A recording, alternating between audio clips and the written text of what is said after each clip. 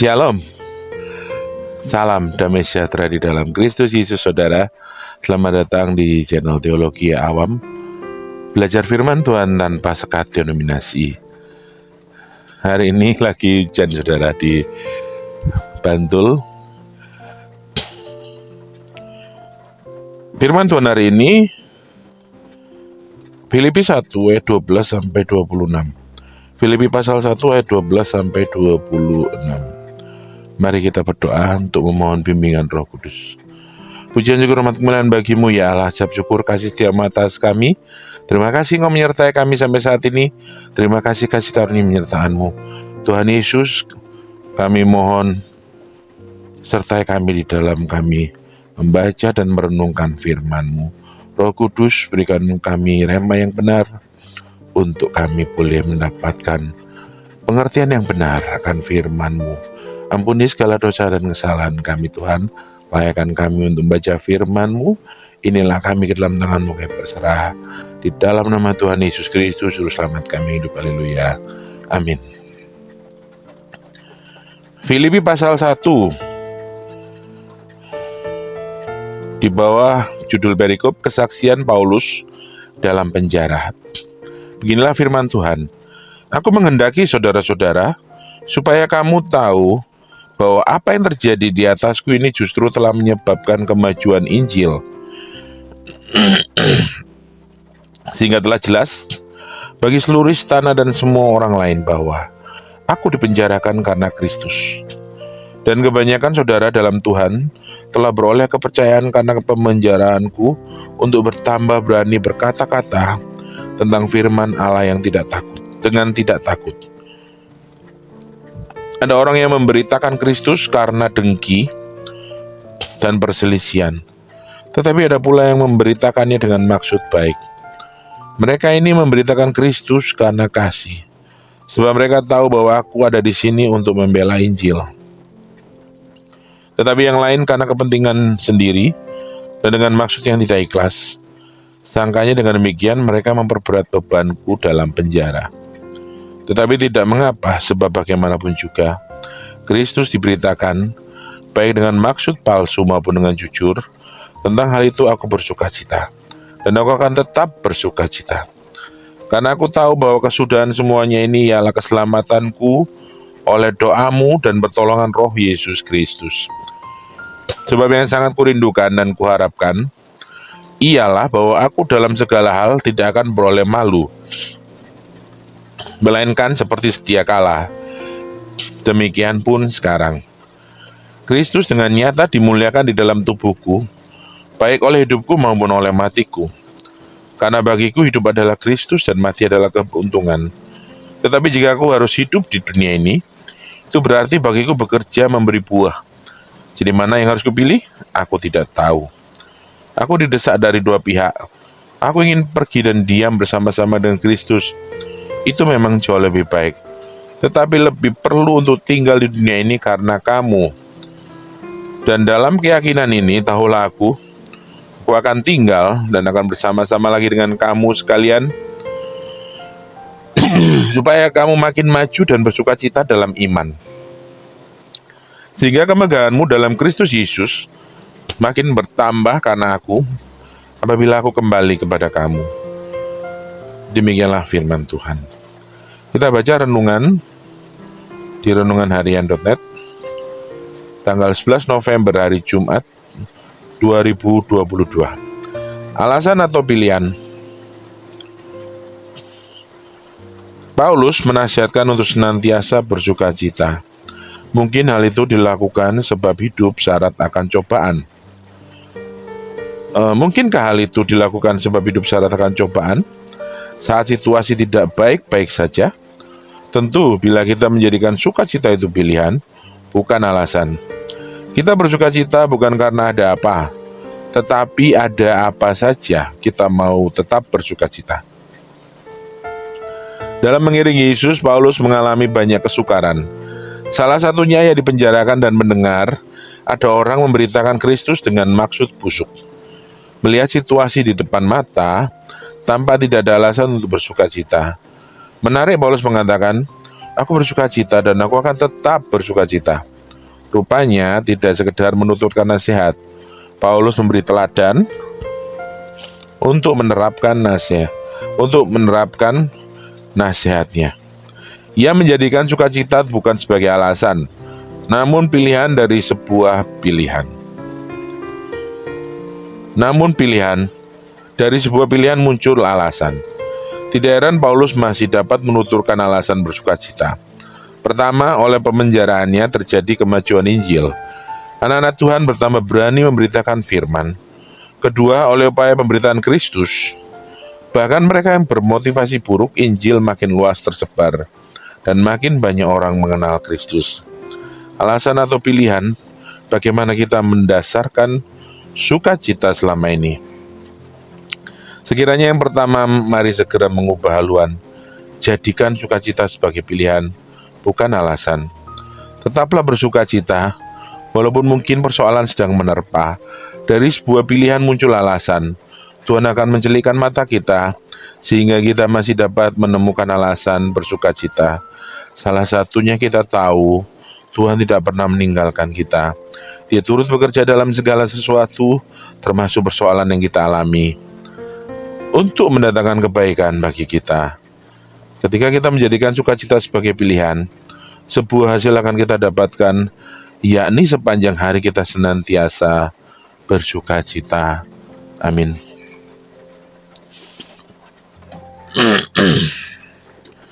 Hari ini penulis renungan membahas tentang bersukacita. Alasan atau pilihan? Apakah Anda bersukacita karena sedang mendapatkan kegembiraan, sedang bahagia, sedang dalam posisi happy, tidak ada masalah apapun? Mudah kita bersukacita jika dalam kondisi yang positif seperti itu. Sangat-sangat mudah, tidak ada disuruh sudah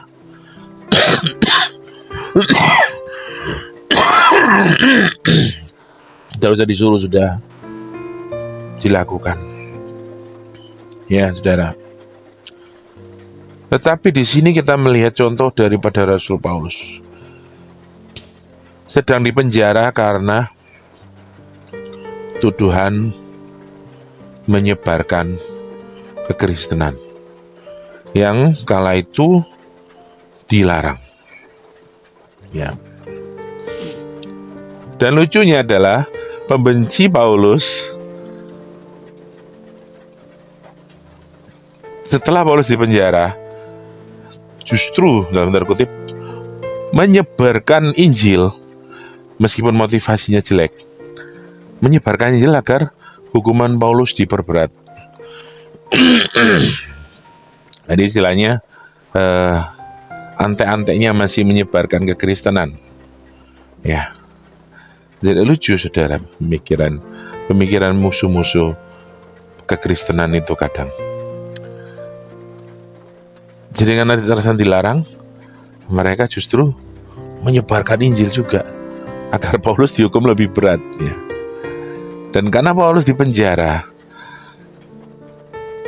anak-anak rohaninya, rekan-rekan sepelanan di tempat itu makin berani memberitakan Injil. Mungkin kayak zaman sekarang, kalau ada kasus besar pasti akan berefek. Kita melihat nggak ada takut-takutnya itu Paulus di penjara. Kita melihat nggak ada susah-susahnya itu Paulus di penjara. Sedangkan kita lihat Nikita Mirzani aja di penjara sudah baru berapa hari sudah sakit, ngedrop. Karena biasa bubuk di tempat empuk, AC dingin, ya kan? Kamar mandi sendiri, bubuk sendiri di ranjang yang luas, dia bubuk di sel tahanan dengan kala kadarnya, jadilah sakit. Tetapi Rasul Paulus tidak. Dia harus memberi contoh kepada anak-anak rohaninya, kepada jemaat yang dia bimbing, kepada anak-anak Tuhan di tempat itu. Dan dia menulis, bersukacitalah. Jujur ya saudara, untuk urusan bersukacita itu kita masih bergumul, karena bagaimanapun juga waktu kita ada suatu masalah, musibah atau yang lain sebagainya, kita disuruh bersukacita itu rasanya seperti orang gendut kayak saya disuruh jalan sama Joko Kendil yang lagi tren sekarang ya. Kan jadi aneh wagu dan tidak mungkin, ya kan? Sesuatu yang sangat tidak mungkin.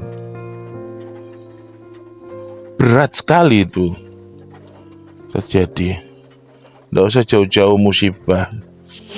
Tidak mood aja sudah menghilangkan sukacita kita, bukan? Ya toh, ayo.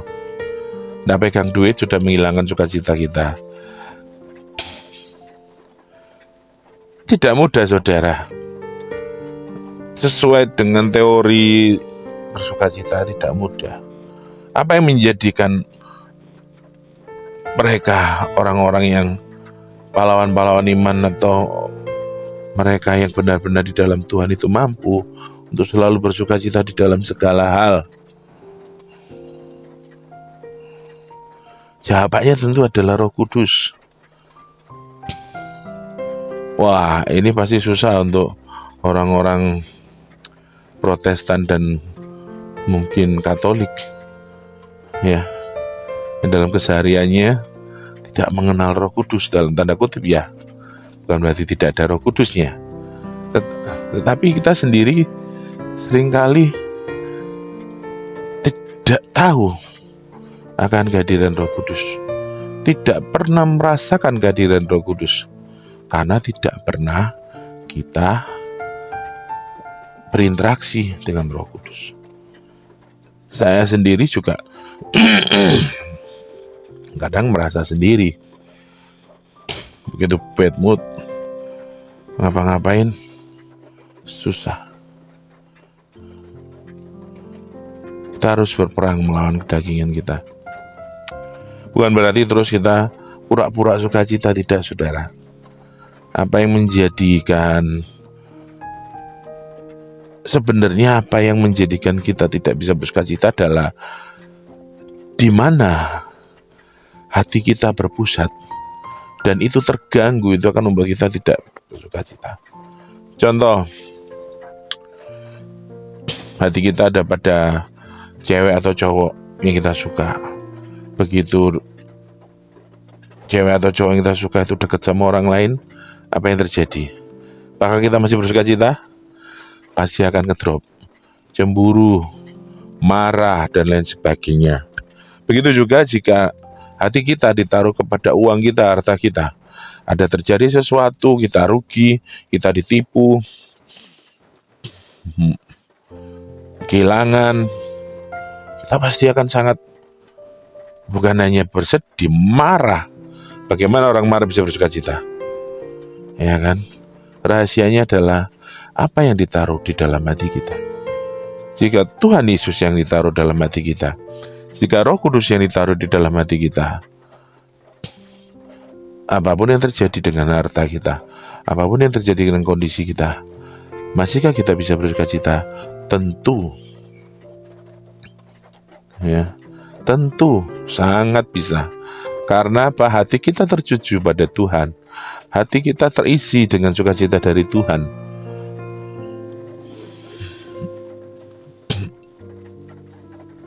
Itu yang menjadi rahasianya. Tidak mungkin bagi orang yang tidak mengandalkan Tuhan, tidak mungkin bagi orang yang tidak menaruh hatinya kepada Tuhan, tidak mungkin bagi orang yang di dalam hatinya penuh dengan hal-hal duniawi itu untuk bersukacita dalam segala hal. Tidak mungkin. Karena begitu apa yang menjadi kesukaan hatinya itu terganggu, pasti akan marah, sakit hati, dan kondisi itu tidak 1-2 kali. Kondisi itu akan berkelanjutan. Ya,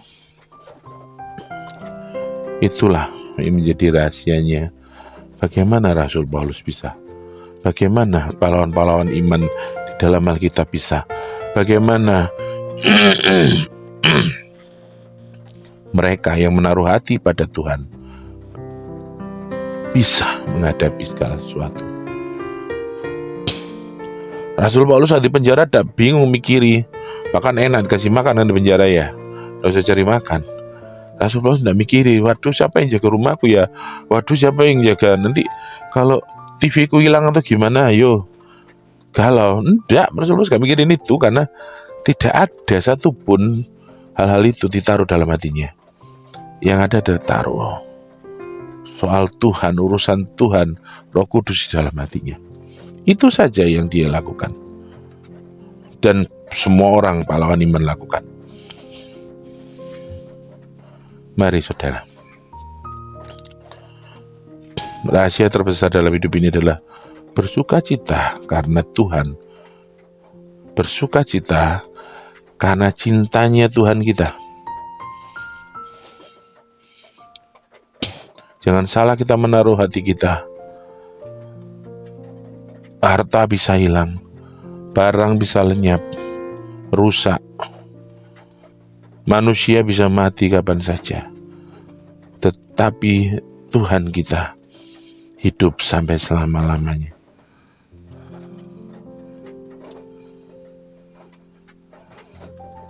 Arahkan hatimu kepada Tuhan. Taruh hatimu pada Tuhan.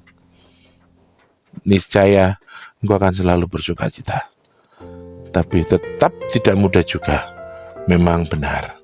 Kita harus tetap melawan kedagingan kita. Itulah tugas kita. Tetapi apapun yang menjadi masalah, apapun yang menjadi cobaan, kita tidak akan terlalu terbawa jika hati kita tidak ada di sana.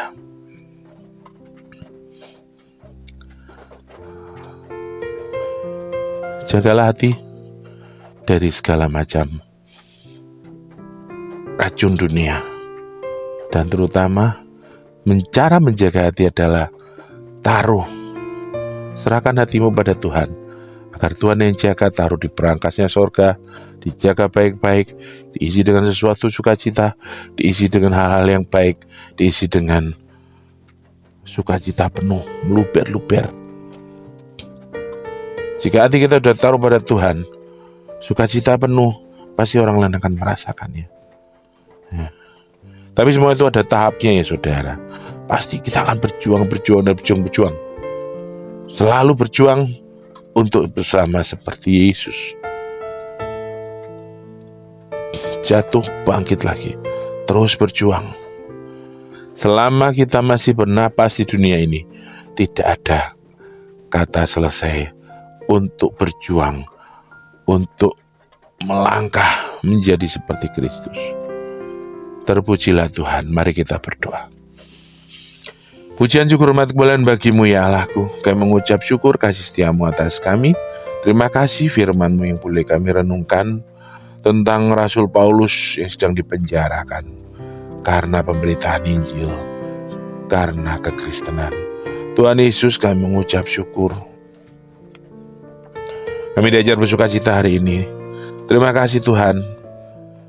Hamba-Mu sendiri sadar bahwa seringkali tidak bersukacita karena sibuk memikirkan hal yang tidak perlu dipikirkan. Ampuni ya Tuhan. Bila kami boleh bersukacita selalu dalam segala situasi, dalam segala hal, dan mendapatkan efek untuk orang lain di sekitar kami. Agar dunia tetap terus bersukacita. Bukan dunia yang suram penuh permusuhan, dunia yang hitam. Terima kasih Tuhan Yesus, kami mengucap syukur. Kami mengucap syukur atas apapun yang cuaca yang boleh kami terima. Hujan, panas, atau apapun. Karena itu adalah suatu rancangan yang baik. dari Tuhan. Kami mengucap syukur Tuhan sepanjang hari ini kami berdoa, kami berserah. Kami mohon berkat-berkat-Mu, kami mohon kasih karunia-Mu untuk hidup dan kehidupan kami. Kami mohon ya Tuhan. Inilah kami ke dalam tangan-Mu, kami berserah. Sepanjang hari ini, meteraikan Tuhan Yesus firman dalam hati dan pikiran kami. Terima kasih Tuhan Yesus. Ampuni segala dosa dan kesalahan kami. Di dalam nama Tuhan Yesus Kristus, Juru Selamat kami yang hidup. Haleluya.